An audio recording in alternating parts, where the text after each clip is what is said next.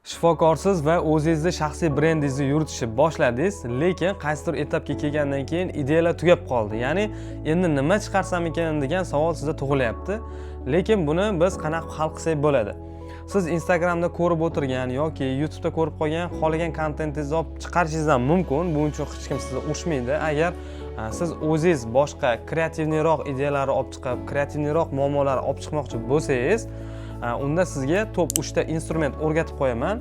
Videoni oxirigacha ko'radigan bo'lsangiz, cheksiz kontent ideyalarga ega bo'lasiz.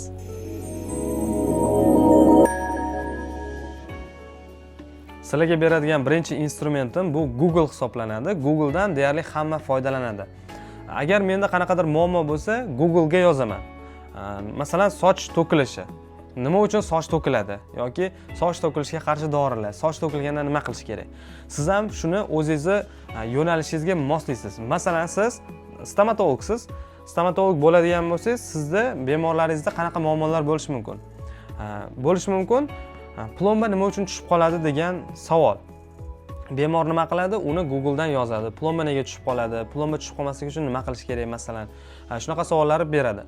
Siz ham u yerga qaysidir muammoni olasizda yozasiz. Masalan, plomba. Plomba desangiz bo'ldi. Plomba nima? Plomba nega tushib qoladi? Plomba qanday o'rnatiladi degan o'sha bizda qidiruv tizimidagi so'rovlar chiqib keladi.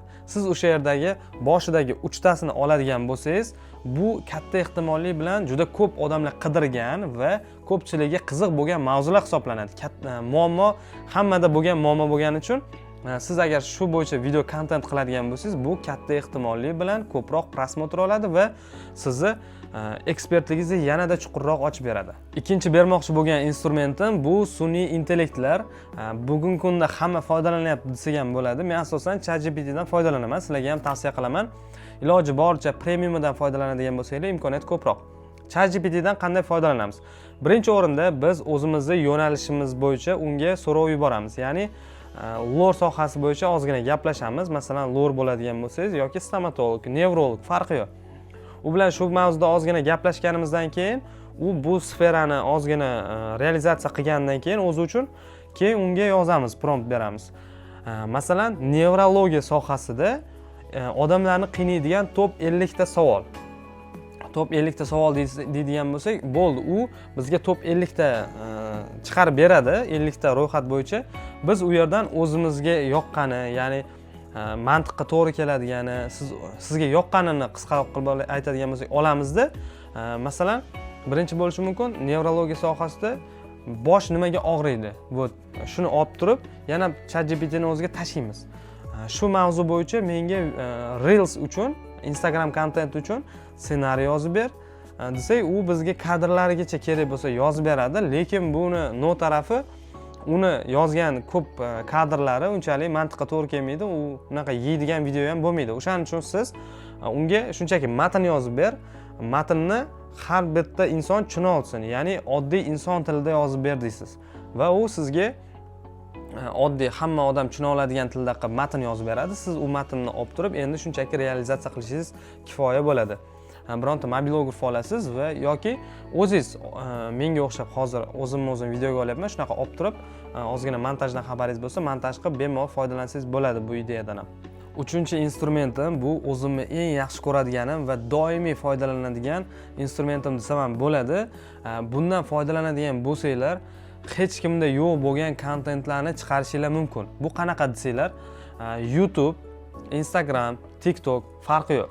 O'sha sizni yo'nalishingizda eng yaxshi doimiy o'zini profilini yuritayotgan insonlarni topamizda, uni Reels'larga kiramiz.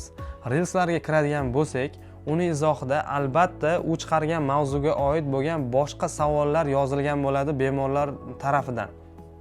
Masalan, stomatolog tishni oqartirish bo'yicha video chiqargan, lekin uni izohida ko'rsanglar shu tishni oqartirishga oid bo'lgan, lekin boshqacha savollar berilgan.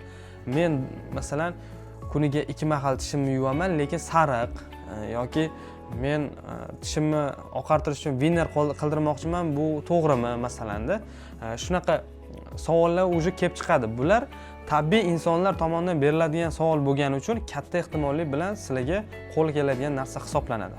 O'rtoqlar, agar shu 3 ta bergan instrumentimdan faol foydalanadigan bo'lsanglar, content ideyadan umuman muammo bo'lmaydi. Iloji boricha videolarni ko'proq chiqarishga harakat qilamiz. Sababi biz uchun tajribali va rostdan ham bilimli bo'lgan shifokorlar xalqimiz uchun kerak. Sizlarni ko'tarish bizning maqsadimiz. Sog' bo'linglar, salomat bo'linglar, kanalga obuna bo'linglar. Qanaqadir savol bo'ladigan bo'lsa, bemalol pastdagi raqamlarga telefon qilishingiz mumkin. Keyingi videolarda ko'rishguncha o'zinglarni ehtiyot qilinglar, charchamanglar.